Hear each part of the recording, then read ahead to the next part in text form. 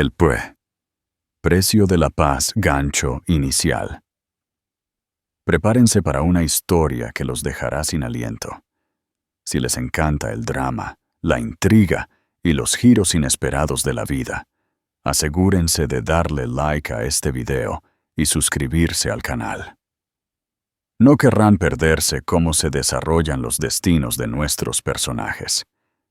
¿Qué sucede cuando la mujer que descartaste, a la que llamaste simple, sin ambiciones y una carga que te frenaba, aterriza en una vida que tú solo podrías soñar? Carlos Valdés creía que lo tenía todo. Una oficina de lujo, un salario de 7 cifras y una deslumbrante y nueva esposa trofeo. Descartó a su novia de la universidad, Sofía Rivera, convencido de que había mejorado en todos los sentidos. La vería por última vez en un evento corporativo que él consideraba la cúspide de su éxito, solo para descubrir que el hombre tranquilo y modesto que la acompañaba no era solo su nueva pareja. Era el dueño único de toda la empresa a la que Carlos había dedicado su vida, y la venganza estaba a punto de servirse. No caliente y ruidosa, sino fría, silenciosa y absolutamente devastadora.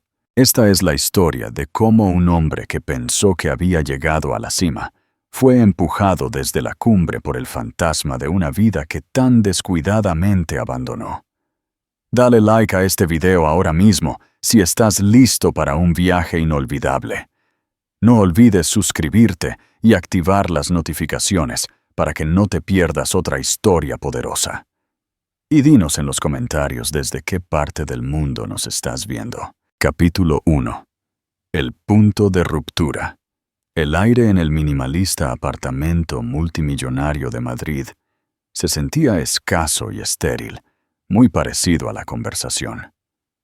Carlos Valdés ajustó los puños de su camisa a medida, el tejido impecable en marcado contraste con los bordes deshilachados de su relación de 14 años con Sofía. Simplemente ya no funciona, Sofía, dijo, su voz con una finalidad ensayada, casi aburrida. Evitó mirarla a los ojos, observando en cambio la ventana del piso al techo, mientras la brillante extensión de la ciudad se extendía debajo.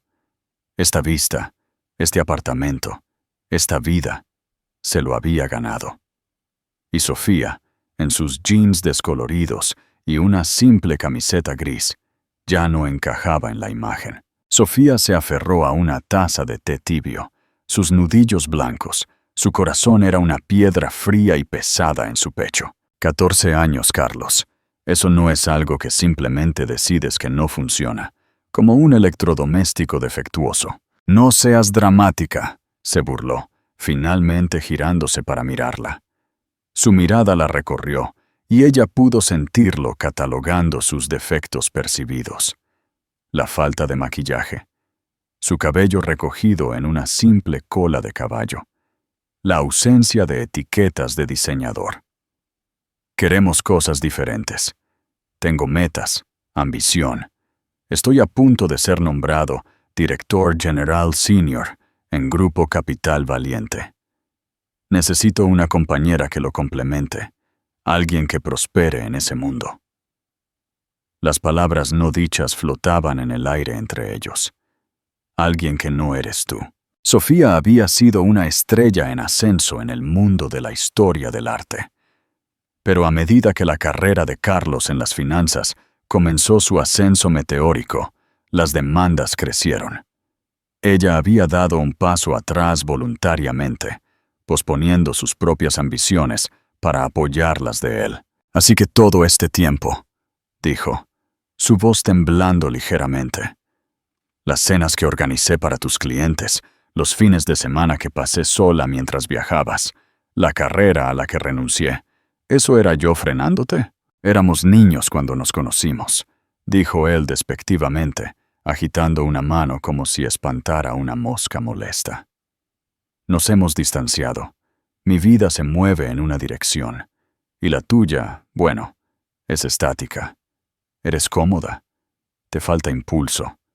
Sofía, eres feliz con tus libros y tu vida tranquila, No hay nada de malo en eso. Pero no es suficiente para mí. Ese fue el corte más profundo. Él había tomado su contentamiento, la paz que ella había cultivado en los pequeños espacios que él le permitía, y lo había convertido en un defecto de carácter. El divorcio fue un asunto brutal y eficiente. Fui generoso, le dijo a todo el mundo. Le permitió quedarse con la modesta cuenta de ahorros que habían comenzado y la mitad del capital de la venta de su primera casa, una miseria comparada con la fortuna que él había amasado. El apartamento, la colección de arte que ella había curado, eran todos suyos. El último día, mientras Sofía empacaba sus últimas pertenencias en cajas de cartón, Carlos entró con Serena, una mujer que parecía haber sido ensamblada en un laboratorio con el propósito específico de ser la novia de un millonario. Serena era todo cabello rubio, dientes imposibles y un vestido que costaba más que el primer auto de Sofía. «Carlos, cariño», Serena ronroneó, ignorando a Sofía por completo. «¿Estás seguro de que quieres dejar ir este cuadro? Los colores son un poco apagados». Carlos se rió, un sonido que hizo que el estómago de Sofía se encogiera. «Lo que tú quieras, nena. Podemos redecorar todo el lugar, un comienzo completamente nuevo». Sofía se quedó quieta, con una caja de libros en los brazos. Miró a Carlos y vio a un completo extraño. La calidez en sus ojos había sido reemplazada por un brillo frío y metálico. No dijo una palabra. Simplemente se dio la vuelta, salió del apartamento y no miró hacia atrás. Su nuevo apartamento era pequeño, en un barrio de Valencia, con más carácter que glamour. Los primeros meses fueron una mezcla tranquila de dolor. El silencio era lo más ruidoso. No había cenas de último minuto para clientes que preparar, ni trajes que recoger de la tintorería, ni ego que manejar. Solo estaba ella, un martes lluvioso, mirando las paredes en blanco de su apartamento. Una chispa se encendió. Ella merecía más que esta tristeza silenciosa. Merecía estar rodeada de belleza, del tipo que ella entendía. Tomó la generosa liquidación de Carlos e invirtió en sí misma. Comenzó un pequeño negocio de consultoría de arte de una sola mujer desde la mesa de su comedor. Lo llamó Curaduría Rivera. Cada éxito, no importa cuán pequeño, era un ladrillo colocado en los cimientos de su nueva vida. Ella no seguía la vida de Carlos, pero era imposible evitarla. Él era una característica regular en las páginas de Sociedad, siempre fotografiado con Serena. El magnate financiero, Carlos Valdés, y la socialité Serena deslumbran en la gala de la ópera. Pero mientras colgaba la última pieza de arte en la casa de un cliente, un abstracto vibrante que daba vida a toda la habitación, sintió una satisfacción que ninguna foto de Sociedad podría capturar jamás. Estaba construyendo algo real, algo propio, y apenas estaba comenzando. Pregunta interactiva. ¿Crees que Sofía se arrepintió de haber renunciado a su carrera por Carlos? ¿O crees que esa renuncia fue el desencadenante de su verdadera libertad? Deja tu opinión en los comentarios. Capítulo 2. El ascenso silencioso. Elías Solís se movía por el mundo como un fantasma. Era una de las pocas personas en el planeta cuya riqueza era tan vasta que le proporcionaba el único lujo que nadie más podía comprar: el verdadero anonimato. Sus activos abarcaban aviación, incubadoras de tecnología, vastas extensiones de bienes raíces y una cartera de firmas de capital privado, una de las cuales era una empresa de rendimiento medio en la que apenas pensaba: Grupo Capital Valiente. Su nombre no estaba en ningún edificio. No concedía entrevistas. Su holding, Global Thorn, era un nombre susurrado en los más altos niveles de las finanzas. Su pasión era el arte. Coleccionaba porque era lo único que silenciaba el ruido de su vida. Se enteró de Sofía Rivera a través de una fuente confiable, el director de un importante museo, para quien Elías era un donante importante, aunque anónimo. «Hay una mujer», había dicho el director, Sofía Rivera. Era brillante, una de mis mejores estudiantes. Desapareció por un matrimonio, pero ha vuelto. Tiene el ojo. No solo ve una imagen, ve el alma detrás de ella. Encuentra historias, no solo activos. La palabra historias despertó el interés de Elías. Estaba cansado de los comerciantes, que solo hablaban de récords de subastas. La primera vez que Sofía conoció a Elías fue en un pequeño café, a medio camino entre su apartamento y su discreta oficina. Ella esperaba a un magnate pomposo y envejecido. El hombre que se puso de pie para saludarla era lo contrario. De unos 40 y tantos años, con ojos amables e inteligentes. Vestía un simple suéter de cachemira y jeans oscuros. Había un aura de quietud a su alrededor, un marcado contraste con la energía frenética de Carlos. «Señorita Rivera, soy Elías Solís. Gracias por reunirse conmigo. Por favor, llámame Sofía». Su conversación no fue sobre dinero. Él quería saber qué la apasionaba. Se encontró hablando durante una hora, con un entusiasmo que no había sentido en años. Habló de los maestros españoles, la tranquila dignidad de un Sorolla. Él la escuchó. Realmente la escuchó. No la interrumpió. No revisó su teléfono. «Estoy buscando una pieza», dijo. «Algo para mi estudio personal. Es una habitación tranquila. Quiero que el arte refleje eso. No el silencio, sino la contemplación tranquila. ¿Puedes ayudarme a encontrar eso?» Su relación se desarrolló a través de visitas a galerías y largas conversaciones tomando café.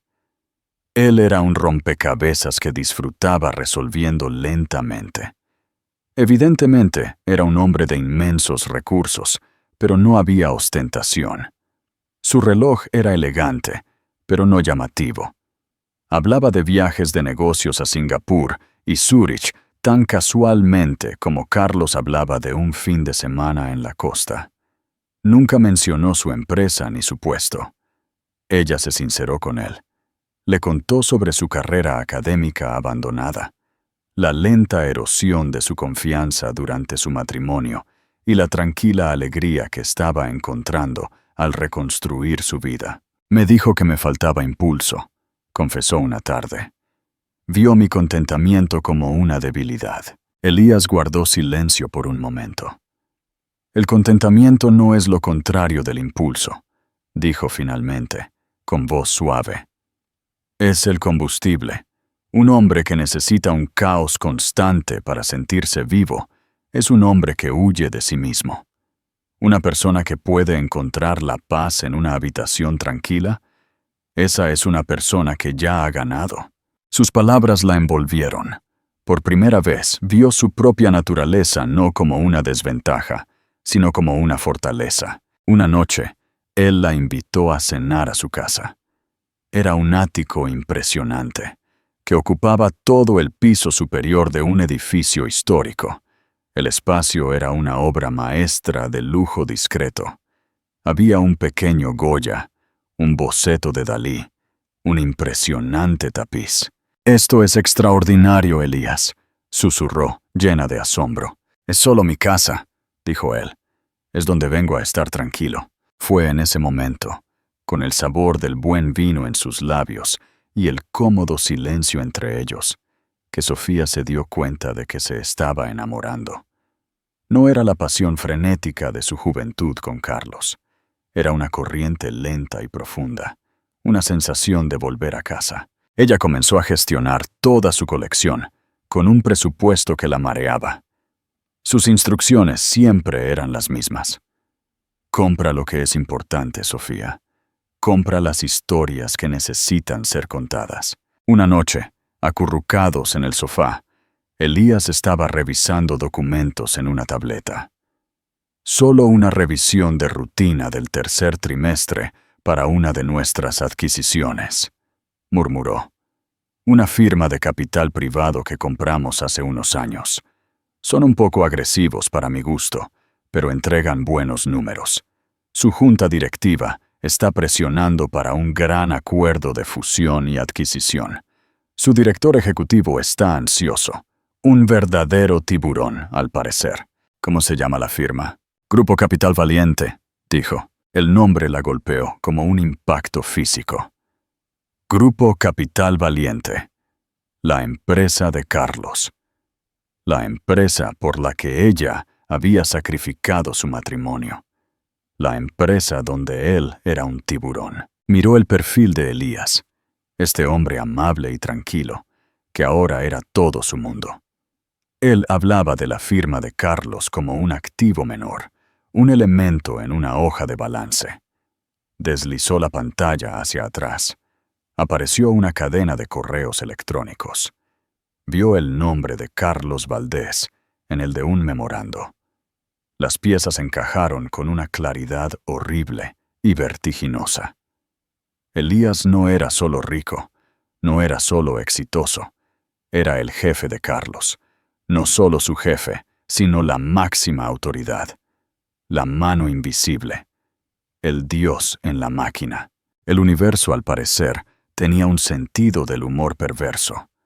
Todo este tiempo, Carlos había estado subiendo una escalera, luchando por llegar a la cima, desesperado por la aprobación de un hombre que nunca había conocido. Y ese hombre ahora se estaba quedando dormido en el sofá, con la cabeza en el regazo de la mujer que Carlos había tirado. Sintió una extraña y escalofriante calma. El drama que él había escrito para sus vidas, donde él era el héroe conquistador, y ella, prólogo olvidado, estaba a punto de dar un giro que él nunca podría haber imaginado. Y el telón estaba a punto de subir. Si este giro del destino te ha sorprendido, deja un corazón en los comentarios. ¿Crees que Sofía debería haberle contado a Elías sobre su pasado con Carlos antes? Comparte tu opinión con nosotros. Capítulo 3. La gran entrada. Carlos Valdés se sentía invencible. Estaba al borde del acuerdo que cimentaría su legado en Grupo Capital Valiente. Durante 6 meses, había estado liderando la adquisición hostil de una pequeña pero brillante firma de biotecnología llamada Biogenética. Fue una campaña despiadada y agresiva. Este era el trato que finalmente le ganaría el título de director gerente senior y el respeto que anhelaba. Su vida con Serena era exactamente como él la había diseñado. Serena era el accesorio perfecto, hermosa y vacía. Sin embargo, a veces, en la oscuridad de la noche, se colaba una punzada de inquietud. Recordaba un momento en que la conversación significaba debatir arte o filosofía con Sofía, hasta las 2 de la mañana, sus ojos encendidos de pasión. Desterró el pensamiento. Esta era la vida mejor. Una noche, él y Serena cenaban en The Mirror, un restaurante de 3 estrellas Michelin. Él estaba celebrando una victoria preliminar. Por nosotros, dijo, levantando su copa de Burdeos añejo. Y por mi nuevo reino. Serena se rió, haciendo sonar su copa contra la de él. Vi la pulsera de diamantes más divina en Cartier, cariño. Se vería perfecta con mi vestido para la gala de Vantage. Carlos apenas la escuchó. Sus ojos se habían desviado por el opulento comedor y se habían quedado congelados.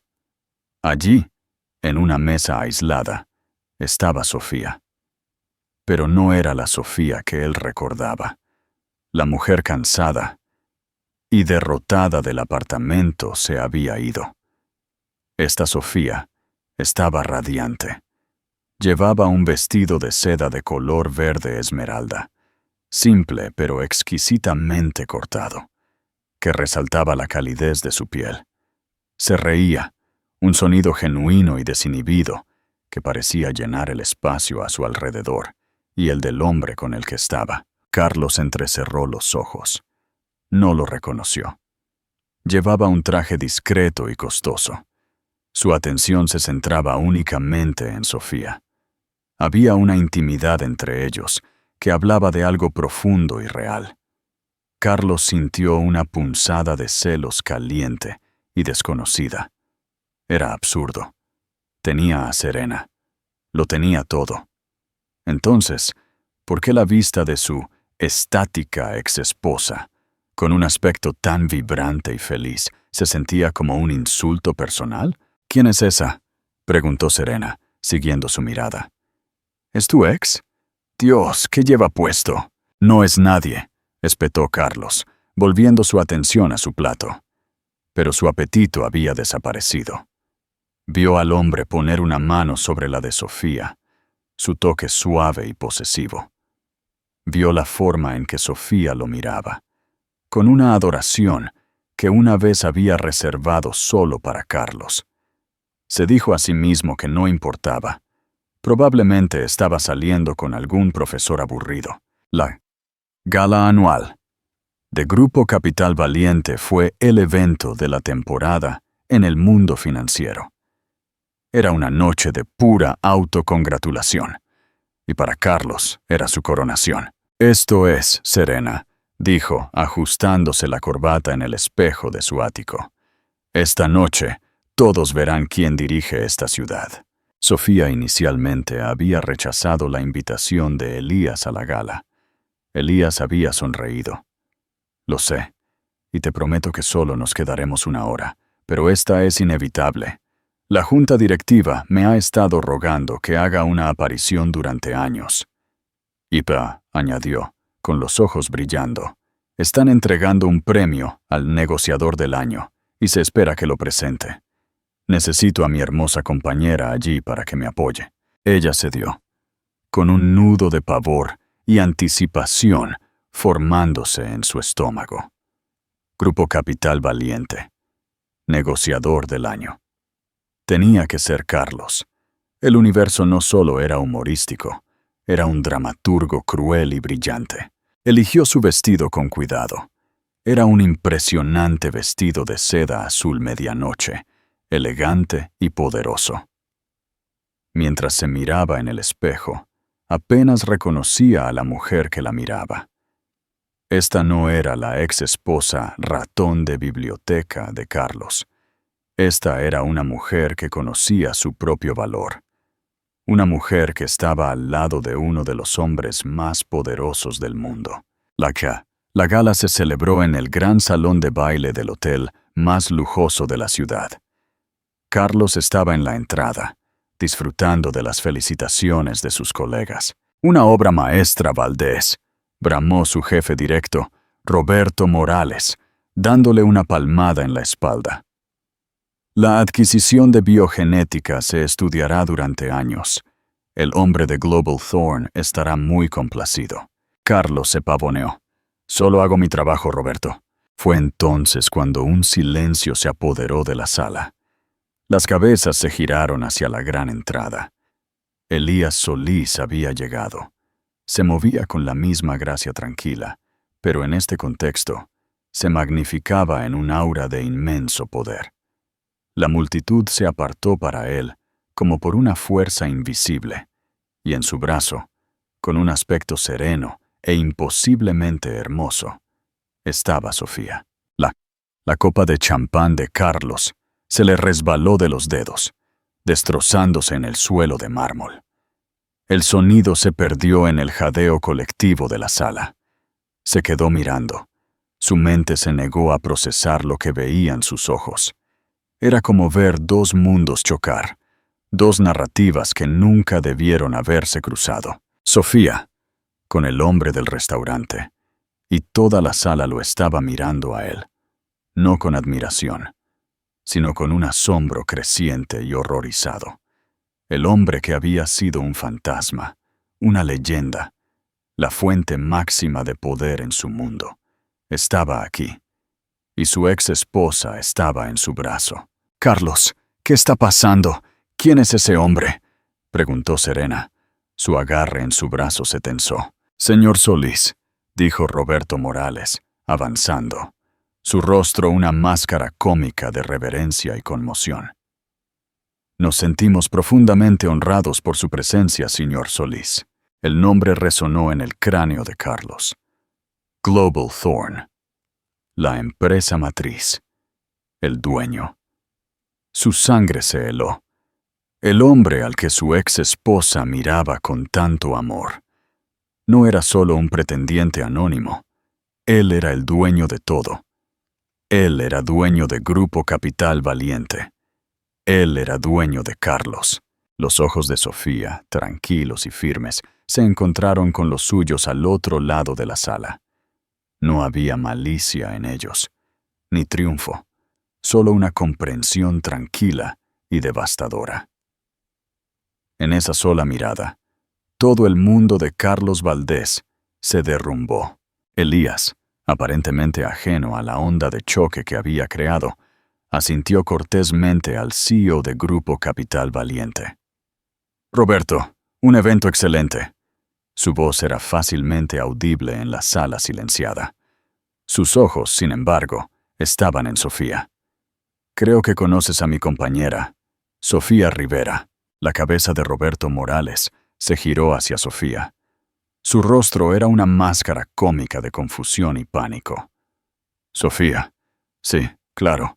Qué maravilla verte», tartamudeó, su sonrisa servil temblando. La ceremonia de entrega de premios al negociador del año fue una ejecución pública. Carlos, que había estado anticipando este momento durante meses, tuvo que caminar desde su mesa hasta el escenario, con piernas que se sentían como plomo. Elías recibió el pesado premio de cristal. Caminó hacia el podio. Su presencia, que comandaba la atención absoluta de cada persona en la sala. «Buenas noches», comenzó Elías, su voz tranquila y mesurada. «Grupo Capital Valiente ha tenido un año rentable, y una parte clave de eso ha sido la agresiva estrategia de fusiones y adquisiciones liderada por el director Carlos Valdés». Hizo una pausa, dejando que el nombre flotara en el aire. «La adquisición de biogenética, en particular, ha sido destacada por su tenacidad», continuó Elías, eligiendo la palabra con precisión quirúrgica. «Fue una campaña que valoró la victoria por encima de todo. Sin duda ha asegurado un activo importante para la cartera». Carlos sintió un débil destello de esperanza. Quizás esto estaría bien. Quizás Thorn era un pragmático. «Sin embargo», dijo Elías, su tono cambiando casi imperceptiblemente, «en Global Thorn, creemos que cómo se gana importa tanto como si se gana. El valor verdadero y sostenible no se construye sobre la tierra quemada. Se construye sobre la integridad, la previsión y las asociaciones, no sobre la destrucción hostil». Se giró completamente hacia la audiencia. «Me temo que el costo de esta victoria superará con creces el precio que pagamos». Fue un repudio completo y total. No solo estaba criticando el trato, estaba desmantelando toda la filosofía sobre la que Carlos había construido su carrera. Lo estaba llamando imprudente y miope frente a toda la industria. Elías luego miró directamente a Carlos. Un destello de algo ilegible en sus ojos. Le extendió el premio de cristal. «Felicidades, señor Valdés». Carlos tomó el premio. Se sintió tan pesado como una lápida. Sus manos temblaban. Caminó de regreso a su mesa, con el rostro ardiendo de humillación. Serena lo miró fijamente. Su expresión era una mezcla de miedo y disgusto. Su valor a sus ojos estaba cayendo en tiempo real. El mensaje era claro. Su santo patrón lo había excomulgado. El viaje a casa fue silencioso y frío. Serena se sentó lo más lejos posible de él. ¿Y bien?, dijo finalmente, su voz goteando hielo. Tu ex esposa está saliendo con el hombre que es dueño de tu empresa. No lo sabía, dijo Carlos, su voz un susurro ronco. ¿No lo sabías? Soltó una risa aguda y fea. Tú, Carlos Valdés, el hombre que lo sabe todo, que se enorgullece de tener todos los ángulos cubiertos. ¿Se le escapó eso? Me dijiste que era una don nadie, una triste y pequeña ama de casa, viviendo en un apartamento patético. Ella lo era, insistió. La desesperación se apoderaba de su voz. Claramente no lo era. Serena se burló. Dios mío, la humillación. Todos me miraban. No miraban porque tuvieran celos. Me daban lástima. Carlos no tenía respuesta. Sabía con una certeza que lo helaba hasta los huesos que su ventaja de carrera había terminado. Elías Solís no había necesitado despedirlo. Simplemente lo había expuesto y el sistema haría el resto. Sería relegado hasta que no tuviera más remedio que renunciar. Pensó en la expresión tranquila de Sofía. No era triunfante. Era algo mucho más devastador. Era indiferencia. Ella había dejado de preocuparse lo suficiente como para ser siquiera una enemiga. El movimiento de poder definitivo no era la venganza. Era la realización de que la persona que te agravió ahora era tan pequeña, tan insignificante, que ya no valía la energía emocional. Si la indiferencia de Sofía te golpeó con fuerza, deja un sí en los comentarios. ¿Crees que Carlos se lo merecía? Dale like y comenta con tu opinión. Capítulo 4. El camino a la libertad. Las consecuencias fueron más rápidas y brutales de lo que Carlos Valdés podría haber imaginado. El lunes después de la gala, entró en las oficinas de Vantage, y la atmósfera estaba densa con su obituario profesional. Roberto Morales, su antiguo campeón, lo llamó a su oficina. «Carlos», comenzó Roberto, sin siquiera molestarse en ofrecerle un asiento. «Tendremos que reestructurar el liderazgo en la integración de biogenética. Dado los comentarios del señor Solís, necesitamos un enfoque diferente, un toque más diplomático». «¿Me estás quitando mi propio trato?», preguntó Carlos, las palabras sabiendo a ceniza. «Ya no es tu trato, Carlos, es el trato de la firma, y la firma necesita proteger su relación con su dueño. Tus otros proyectos también serán reasignados. Necesitamos que des un paso atrás. Te centres en la estrategia interna por un tiempo». Estrategia interna. El equivalente corporativo de Siberia. Lo estaban poniendo en el congelador, dejándolo marchitarse hasta que captara la indirecta y renunciara. Su vida comenzó a desmoronarse. Serena, al ver que la fuente de dinero y estatus estaba a punto de secarse, empacó sus maletas en una semana. No hubo un adiós lloroso, solo una nota fría en la isla de mármol de la cocina. «No puedo estar asociada con este tipo de fracaso. Mi abogado se pondrá en contacto». Incluso se llevó el cuadro apagado que Sofía había dejado atrás. Estaba solo en el apartamento estéril, el silencio ahora un peso aplastante. Un mes después de la gala, su teléfono sonó. Era un número no listado. «¿Hola?», respondió con la voz apagada. «Carlos, soy Sofía». Se congeló, su corazón golpeando contra sus costillas. «Estoy en nuestra antigua cafetería, la que está cerca de la universidad. Tengo algo tuyo. Me gustaría devolverlo». Su voz era uniforme, sin inflexiones. No era una petición. La encontró en una pequeña mesa en la parte de atrás, una taza humeante en sus manos. Parecía en paz. Él se sentó, sintiéndose como un suplicante. «No planeé nada de esto, ¿sabes?», dijo ella en voz baja, mirando su taza. No sabía quién era Elías, de esa manera, hasta unas semanas antes de la gala. «Nunca me propuse lastimarte». Pudiste haberme advertido, balbuceó. Ella finalmente lo miró, y sus ojos eran claros y directos. ¿Por qué? Para que pudieras intentar manipular la situación. Para que pudieras intentar usar mi relación con él para tu beneficio. El Carlos que yo conocía lo habría hecho. El hombre que me dijo que era una carga que lo frenaba, lo habría visto como una oportunidad. Él se estremeció. La verdad de sus palabras fue un golpe físico. No estoy aquí para regodearme, continuó ella. Estoy aquí porque finalmente estoy cerrando este capítulo de mi vida, y quiero hacerlo sin cabos sueltos. Empujó una pequeña caja de terciopelo por la mesa. Él la abrió.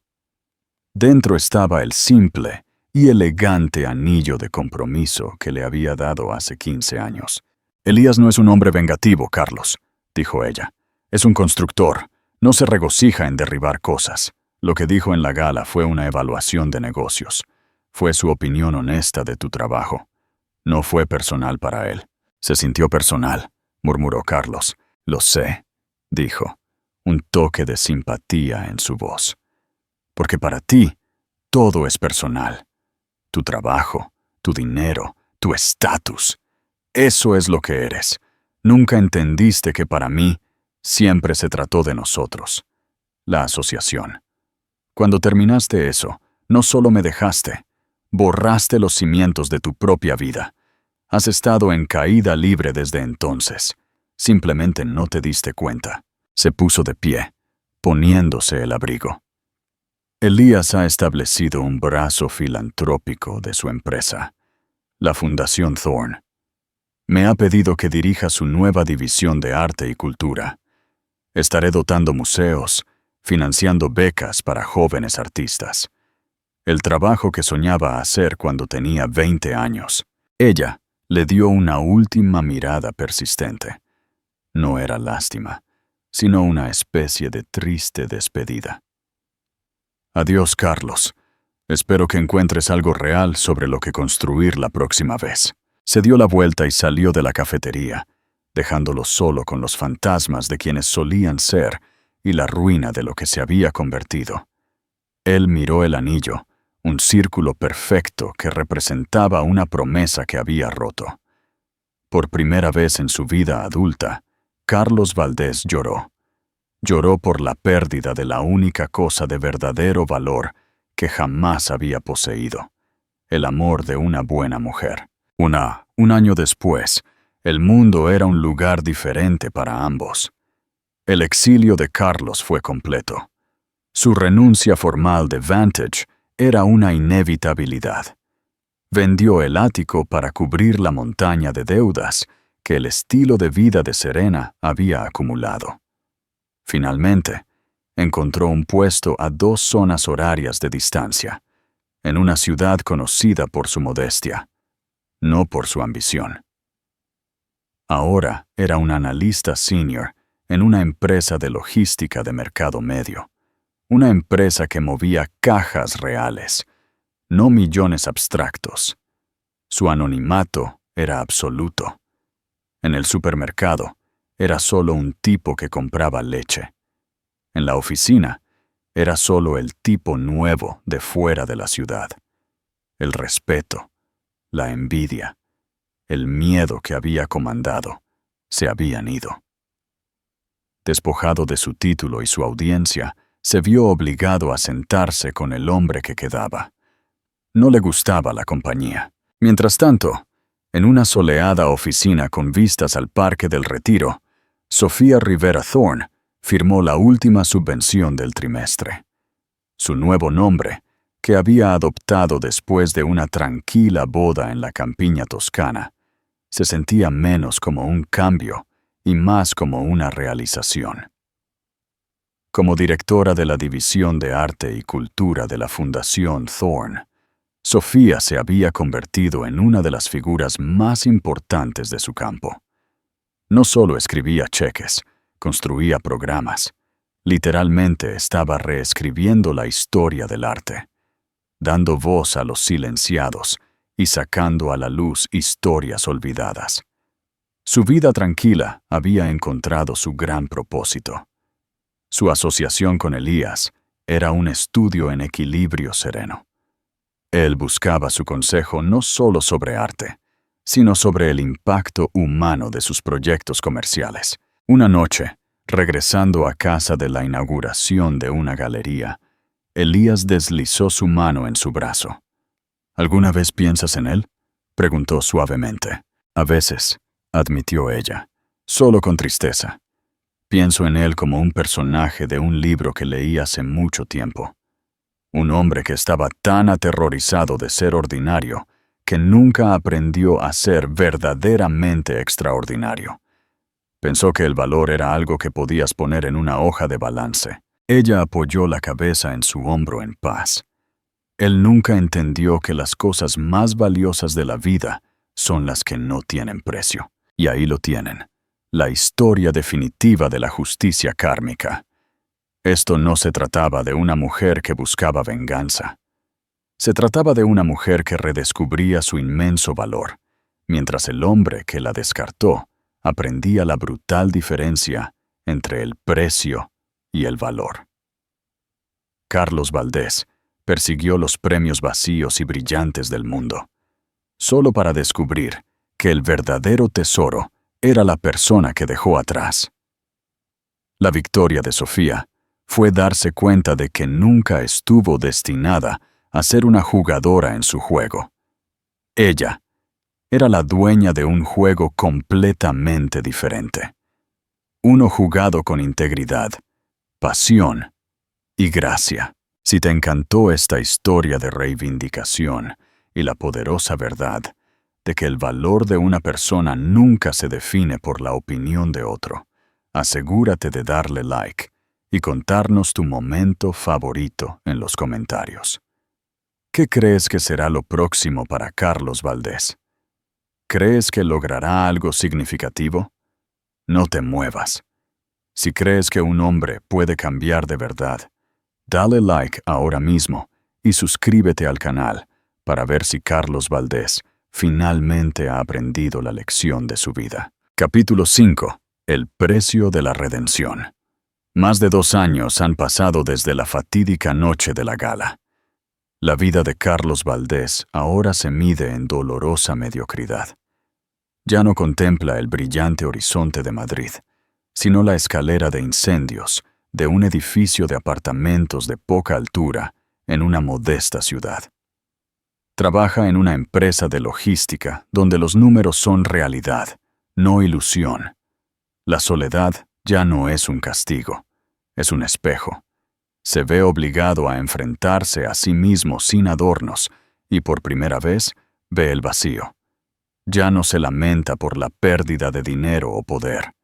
Se lamenta por la pérdida de su verdadero valor. La caja de terciopelo que contiene su antiguo anillo de compromiso aún se encuentra en su mesa de café, un testimonio físico de la promesa que había roto. Era lo único que quedaba de su antiguo matrimonio que no había vendido, una carta de arrepentimiento. Carlos sabía que para seguir adelante de verdad necesitaba una última cosa. No el perdón, sino una confesión a la persona que más había lastimado. Escribió una carta, no un correo electrónico o un mensaje instantáneo, sino una nota escrita a mano en papel simple. La envió no a la oficina de Elías Solís, ni a la dirección de casa de Sofía, sino a la Fundación Thorne, de la cual Sofía era ahora la directora. La carta contenía solo 2 oraciones. Quiero devolver un último favor. Pido solo 20 minutos de tu tiempo, no para un trabajo, sino para un cierre. Unas semanas después, su teléfono sonó. Esta es la oficina de la Fundación Thorne. El señor Solís se reunirá con usted en el café de la Fundación este jueves a las 10 de la mañana, exactamente 20 minutos. El corazón de Carlos se aceleró.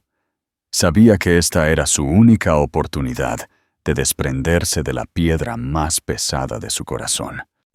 Café de la Fundación Thorne estaba en la planta baja de un edificio histórico, donde la luz inundaba las paredes adornadas con obras de jóvenes artistas. Era un espacio cálido, un marcado contraste con la frialdad de Grupo Capital Valiente. Elías Solís ya estaba esperando. Llevaba una simple camisa de lino y la calma que emanaba de él hacía que Carlos se sintiera pequeño. No porque Elías fuera rico, sino porque estaba en paz. «Gracias por venir, Valdés», dijo Elías en un tono profesional y sin emociones. «La señora Thorne me pidió que lo viera. Tengo 20 minutos». Carlos no se sentó directamente enfrente. Se sentó ligeramente en ángulo, un gesto de sumisión. «No vayan a pedir un trabajo, ni mis propiedades de vuelta», comenzó Carlos, con la voz áspera por la tensión. «Sé que arruiné mi carrera. Lo acepto. Vine a devolver algo». Colocó la caja de terciopelo sobre la mesa y la deslizó hacia Elías. «Este es el anillo de compromiso. Le dije a Sofía que lo vendiera, pero ella lo devolvió. Esa fue la promesa que rompí. Quería que supieras que lo guardé durante 2 años como un recordatorio. Ahora te lo devuelvo a ti, el hombre que ella eligió. Te lo doy a ti». Elías miró la caja, luego a Carlos. «¿Por qué no lo enviaste por correo?» «Porque tú eres la verdad que no puedo dejar de ver», respondió Carlos, mirándolo directamente a los ojos. «Tú viste a Sofía no solo como una mujer, sino como una compañera. Viste su valor en la galería, mientras yo solo lo veía en mi sala de estar. Necesito decir esto frente al hombre que me enseñó esa lección. No te vengaste de mí. Simplemente juzgaste mi trabajo, y fallé». Justo cuando el reloj marcaba las 10, la puerta se abrió. Entró Sofía Rivera Thorne. Llevaba un traje de lino ligero y elegante. Vio a Carlos y contuvo el aliento. No lo esperaba allí, o al menos fingió que no lo hacía. «Elías», dijo, con la voz un poco tensa. «¿Has terminado?» «No», respondió Elías, asintiendo hacia Carlos. «Acaba de devolver el anillo». Sofía se acercó. Su mirada recorrió el anillo y luego se posó en Carlos. No sintió odio, solo cansancio y una compasión distante. «Dijiste que devolviste todo», dijo Sofía en voz baja. «Entonces, ¿qué más quieres, Carlos?» Pregunta interactiva. Si fueras Sofía después de encontrar la felicidad, ¿perdonarías a Carlos y lo olvidarías? ¿O mantendrías su arrepentimiento como una lección para el futuro? Deja tu opinión en los comentarios. Redención y cierre. Carlos miró a Sofía, la mujer a la que había llamado estática. Ahora era la fuente de un imperio de arte y caridad. «No he venido a pedir perdón», dijo Carlos, su voz sincera, sin rastro de falsedad. «Sé que causé un gran daño. He venido a decir que tenías razón. No eres una carga. Soy yo quien carece de ambición. La grandeza no es el dinero que gano, sino el propósito que destruyo». Se quedó mirando el anillo. «Este anillo fue una vez un símbolo de posesión. Te lo devuelvo para decirte. Eres libre. Lo has sido desde el día que te fuiste. He aprendido esa lección. Ya no soy un tiburón. Soy un pez pequeño tratando de aprender a nadar sin morder». Se puso de pie. «Ese es el último favor que quiero devolver. Buena suerte a los dos». Carlos les hizo una ligera reverencia y se dio la vuelta para irse. Sofía no dijo una palabra hasta que la puerta del café se cerró. Miró a Elías y luego recogió la caja de terciopelo. «¿Crees que lo dice en serio?» Elías se encogió de hombros con su característica serenidad. «No importa, mi amor. Vino aquí para liberarse a sí mismo. Su salvación no es asunto nuestro». Sofía miró el anillo. Luego miró por la ventana donde Carlos caminaba por la calle. Un hombre completamente ordinario entre la multitud. Abrió la caja, sacó el anillo y lo dejó caer en la taza de papel que Carlos acababa de usar. Su valor es su lección, dijo. No es mi propiedad. Se giró hacia Elías, que la miraba con amor en los ojos. Volvamos a nuestro trabajo. Sofía y Elías salieron del café, dejando el anillo sobre la mesa. Era una reliquia, el símbolo de una promesa rota, un reino caído y una lección aprendida a un alto precio. El perdón de Sofía no fue una palabra, fue un acto de dejar ir.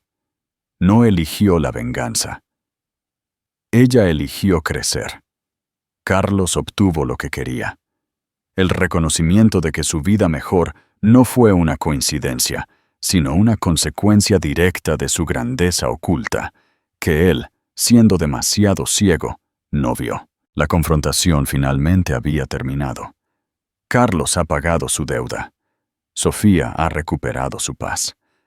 La lección no es que la mujer descartada gane, sino que un hombre lo pierde todo cuando juzga mal a la única persona que realmente lo ama. Si la decisión de Sofía de dejar atrás el pasado te parece el verdadero acto de fuerza, no olvides suscribirte y contarnos en los comentarios qué crees que hará Carlos con su vida, ahora que ha encontrado el cierre. Capítulo 6.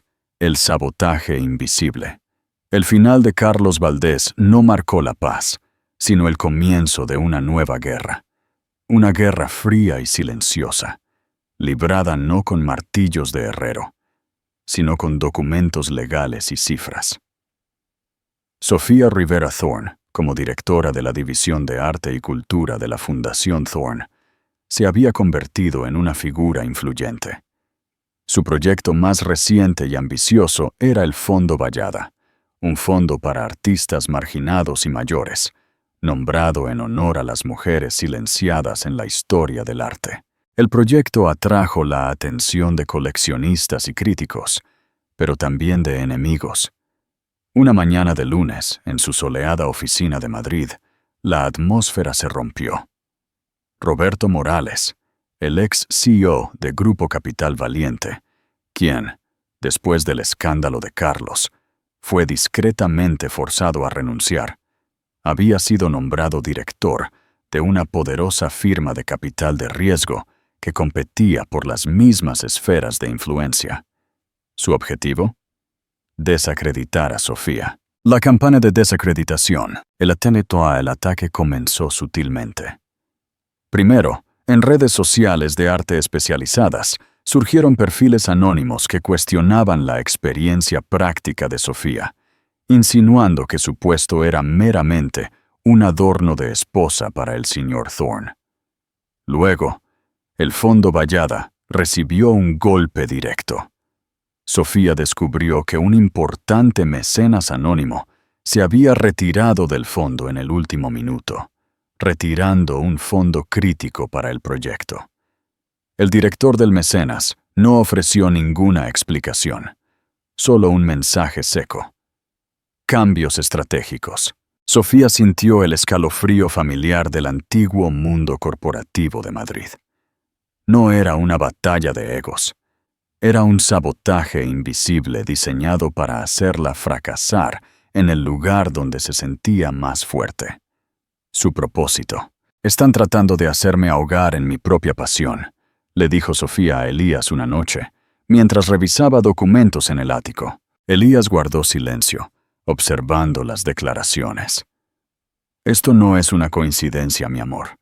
La firma que compró el mecenazgo anónimo pertenece a una red controlada por Morales. Él no quiere que fracases.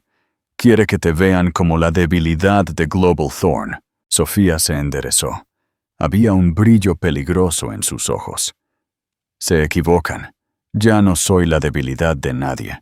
El kill contragolpe de la curadora. La semana siguiente, el sabotaje se intensificó. Una prestigiosa galería canceló una exposición vital para uno de los artistas beneficiarios de la fundación, citando dudas sobre la calidad de la curaduría. El mensaje era claro. La firma de Sofía Rivera no es confiable. Elías quiso intervenir con su poder financiero, aniquilando a Morales con una llamada o una adquisición. No, Elías, dijo Sofía, sosteniendo su mano. No vas a usar el dinero. Carlos me enseñó que la fuerza bruta solo crea cenizas. Tengo que ganar esto usando mi valor, no el tuyo. Tengo el ojo. Tengo la historia. Sofía ideó un plan que demostraba su profundo conocimiento del arte y del ego. Se centró en la exposición cancelada. Sabía que la galería había cancelado porque Roberto Morales, a través de su influencia, le había prometido a esa galería una pieza de arte invaluable que Elías poseía en privado. Un boceto de Goya. Sofía confrontó al director de la galería. Sé que cancelaste nuestra exposición, porque el señor Morales te prometió que mediaría para que obtuvieras el boceto de Goya de Global Thorn. El director palideció. ¿Cómo lo sabes? Porque soy la única persona que puede autorizar la venta o el préstamo de la colección privada del señor Thorn, y te aseguro que no lo haré. Pero entonces, Sofía sonrió. Sin embargo, puedo ofrecerte algo más valioso que una pieza a la venta.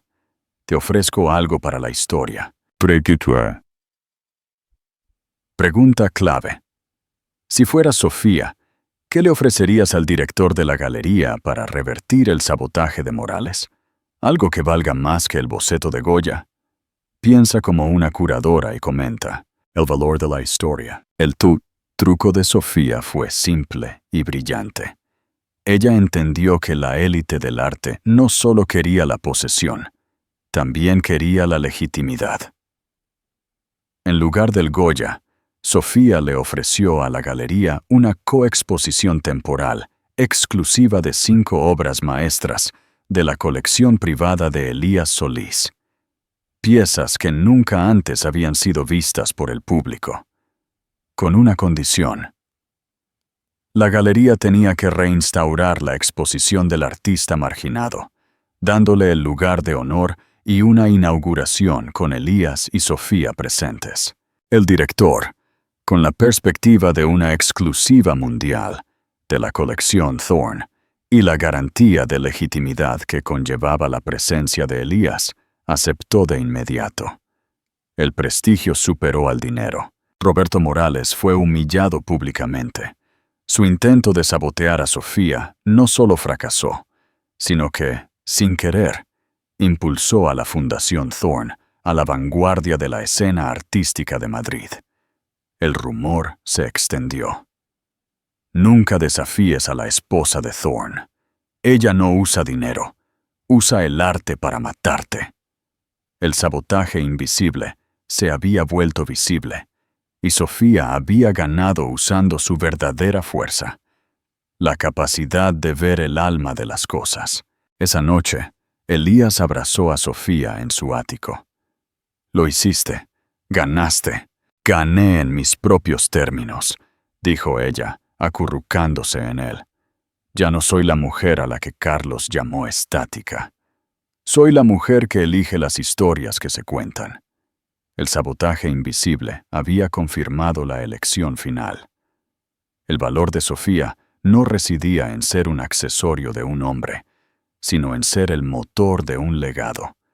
Y en su mundo, la historia que ella eligió contar sobre sí misma era la más invencible de todas. Si crees que Sofía merece este triunfo, comenta con la palabra leyenda y no olvides suscribirte para el próximo capítulo de la saga. Capítulo 7. La sombra de la familia. Después del fiasco del sabotaje invisible orquestado por Roberto Morales, la reputación de Sofía como gestora y curadora se disparó. La Fundación Thorn se convirtió en el punto de referencia para la legitimidad en el arte, y Sofía y Elías formaron un dúo poderoso, combinando la visión filantrópica con un respaldo financiero inquebrantable. Sin embargo, en el mundo de los Thorn, la grandeza de Elías era, paradójicamente, una ofensa. Elías no era un Thorn de nacimiento. Era un Julián, manteniendo el apellido original, lógica, el hijo adoptivo y heredero de doña Isabel Thorne, la matriarca de la fortuna familiar, que había fallecido hace años. Su éxito con Global Thorne y su elección de casarse con Sofía, una extranjera sin linaje noble y con un pasado mediático turbulento, fue visto por sus primos y tíos como un peligro moral y financiero. La familia Thorne, controladores de antiguos fideicomisos y accionistas minoritarios en la red de Elías, temían que Sofía, con su pasión por el arte desfavorecido, desviara la fortuna hacia causas excéntricas. El chanteón. Que navideño. El ataque llegó con la sutileza de un telegrama. En la cena anual de Nochebuena, celebrada en la gigantesca finca familiar en las afueras de Barcelona, la atmósfera era más fría que el aire exterior. Don Elías Thorne, el primo mayor y principal abogado de la familia, tomó la palabra. Elías, querido, estamos impresionados con el rendimiento de Global Thorne, dijo don Elías, con una sonrisa que no llegaba a sus ojos. Pero la fundación nos preocupa. Sofía sintió la tensión en la mesa. Las cabezas de los primos se giraron, observándola como si fuera una pieza de exposición de mal gusto. La fundación está prosperando, Elías, respondió Elías, con su tono tranquilo habitual. Hemos triplicado los beneficiarios este año. Sí, los beneficiarios, intervino su esposa Teresa. ¿Pero a qué precio? Hemos notado que su esposa, Sofía, ha solicitado la liberación de un antiguo fideicomiso creado por tu madre, Isabel, originalmente destinado a la preservación de obras de arte religiosas para la diócesis de Barcelona. Sofía intervino, su voz clara como el cristal. Ese fideicomiso está sin usar. El Fondo Vallada cumple mejor el espíritu de doña Isabel, ayudando a las almas creativas que la Iglesia ignora. Don Elías soltó la bomba, bajando la voz a un susurro amenazante que solo la mesa principal podía escuchar. «O devuelves el fideicomiso para su propósito original», dijo, deslizando una carpeta hacia Elías, «o publicaremos un informe de auditoría que detalla irregularidades fiscales menores de hace una década en la fundación. Irregularidades que no son graves, pero que puestas en manos de la prensa, destruirán la reputación de Sofía y paralizarán todos sus proyectos». El chantaje fue directo. La paz de la fundación y la reputación de Sofía, a cambio del dinero de Isabel. Pregunta interactiva. ¿Debería Elías usar su poder e influencia para aplastar a la familia, como lo habría hecho el viejo Carlos Valdés? ¿O debería Sofía, con su nueva ética, encontrar una manera de neutralizar el chantaje sin destruir a la familia de Elías? Vota y comenta con tu opinión. El legado oculto de Isabel. Elías miró a Sofía. Ella no le devolvió una mirada de pánico, sino de una confianza inquebrantable. «No, Elías», dijo, «no cederemos al chantaje. Sofía ha devuelto la decencia a esta familia». Elías sonrió con suficiencia. «Qué lástima. Prepárense para el escándalo entonces». Elías no se levantó para pelear. Esperó. Recordó las palabras de su madre adoptiva, Isabel, una mujer que siempre había odiado la codicia de su propia sangre. Al día siguiente, Elías y Sofía fueron a la casa del abogado personal de doña Isabel, un anciano llamado don Miguel.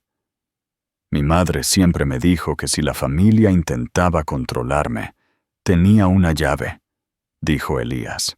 Don Miguel suspiró y abrió una caja fuerte. Dentro no había dinero, sino un solo documento.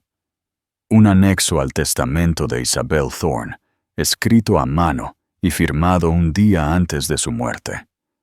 El anexo revelaba que doña Isabel había previsto exactamente el comportamiento de sus codiciosos parientes.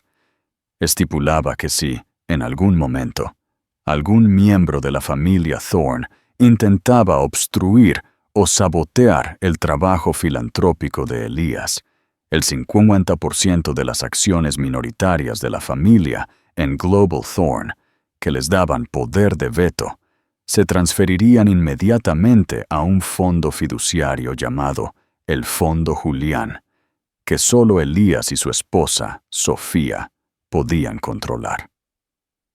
La sombra de la familia era, de hecho, la sombra protectora de la madre, el triunfo de la integridad. Elías y Sofía convocaron una reunión de emergencia con don Elías y el consejo familiar. Elías comenzó, blandiendo el informe de auditoría. O nos das el fideicomiso, o mañana, la reputación de Sofía Rivera será pasto de la prensa. Elías deslizó el anexo de Isabel por la mesa. Querido Elías, dijo, copiando el tono frío y distante de su primo. Mi madre dejó esto para ti y tus cómplices. Si publicas una sola palabra sobre las cuentas de mi esposa, este anexo se activa. Mañana por la mañana, perderás tus derechos de voto en Global Thorn y la mayor parte de tu capital. La Fundación Thorn seguirá funcionando, pero Global Thorn estará permanentemente fuera de tu alcance. El rostro de don Elías se desmoronó. Él había usado el chantaje. Elías había usado la ley. Mamá nunca confió en ti, susurró Elías, no con odio, sino con lástima. Me enseñó que la integridad es la única herencia que vale la pena proteger. Elías y el consejo se retiraron en silencio, la derrota grabada en sus rostros pálidos. El informe de auditoría fue quemado en la chimenea de la finca, sin que se publicara una sola línea. Sofía y Elías regresaron a Madrid esa misma noche, dejando atrás el veneno de la codicia. El amor y la lealtad que compartían habían superado no solo el pasado de Carlos, sino también la sombra tóxica de la familia Thorn. Habían demostrado que en su relación y en su imperio no había debilidad, solo fuerza ética. Si crees que la sabiduría de doña Isabel salvó el día, comenta con la palabra Isabel. Y no olvides suscribirte para el final de esta saga. 3 años habían pasado. Sofía Rivera Thorn estaba en la cima de su carrera, sentada en el mismo ático que una vez le pareció la sede de un fantasma. Ahora era su hogar, y el centro de un amor forjado en la honestidad. La Fundación Thorn había duplicado su impacto. Ella había logrado lo que Carlos Valdés nunca pudo: convertir el dinero en significado y el poder en bondad. Elías y ella eran inseparables. Su poder no era ruidoso. Era la certeza silenciosa de que ambos se habían elegido el uno al otro por quienes eran y no por lo que poseían. Creo que el último mensaje de un fantasma. En su vida tranquila, Carlos Valdés, de logística de mercado medio, había aprendido a coexistir con la soledad. Ya no era un infierno, sino un lienzo en blanco. Un día, mientras estaba en su modesto apartamento, recibió un paquete por correo. No tenía remitente. Dentro, encontró un viejo libro de arte, un catálogo del Museo del Prado, que Sofía había atesorado en sus días de estudiante. Estaba dedicado en el interior, para el que encuentra valor en lo que no tiene precio. La letra era de Sofía, pero la dedicatoria estaba firmada por Elías Solís, y al lado del libro, un sobre. Dentro, un solo cheque. No era para él. Era una dotación anónima, a nombre de una pequeña galería local en su ciudad actual, un lugar que Carlos a veces visitaba. Era un cheque a nombre de su nuevo yo, el hombre que apreciaba el arte por la belleza, no por la inversión. El mensaje no era una burla, ni una oferta de trabajo. Era una liberación. Sofía, a través de Elías, le estaba diciendo que la deuda estaba pagada, no con dinero, sino con la aceptación de su nueva identidad. Carlos, el hombre que una vez despreció el contentamiento, sintió una paz inesperada. No hubo redención completa, pero hubo un cierre. Su vida seguía siendo humilde, pero por primera vez era suya. Miró el cheque, lo rompió y lo tiró a la basura. Sabía que su valor no residía en el dinero de otro. La reflexión de la curadora, Sofía, ajena a la destrucción del cheque, estaba en su oficina, mirando un Vermeer que había adquirido para la fundación. Era una pintura tranquila, centrada en la luz y la vida cotidiana. Carlos nunca entendió esta pintura, le dijo a Elías, que entró con un café. Pensó que la luz era un truco. Siempre buscó el precio de las cosas.